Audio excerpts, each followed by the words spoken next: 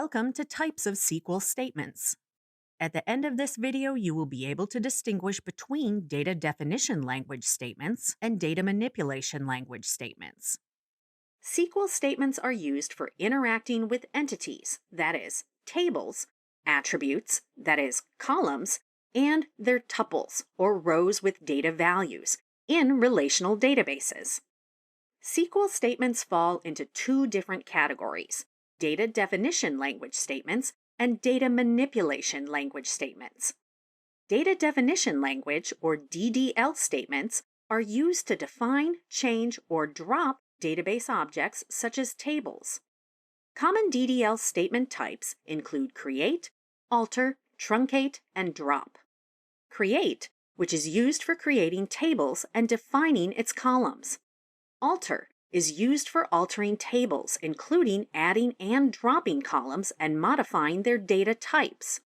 Truncate is used for deleting data in a table, but not the table itself. Drop is used for deleting tables. Data manipulation language, or DML statements, are used to read and modify data in tables. These are also sometimes referred to as CRUD operations, that is, create, read, update, and delete rows in a table. Common DML statement types include insert, select, update, and delete. Insert is used for inserting a row or several rows of data into a table. Select reads or selects row or rows from a table. Update edits row or rows in a table, and delete removes a row or rows of data from a table.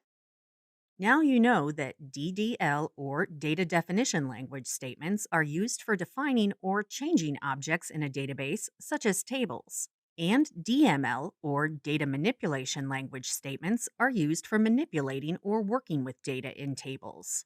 Thanks for watching this video.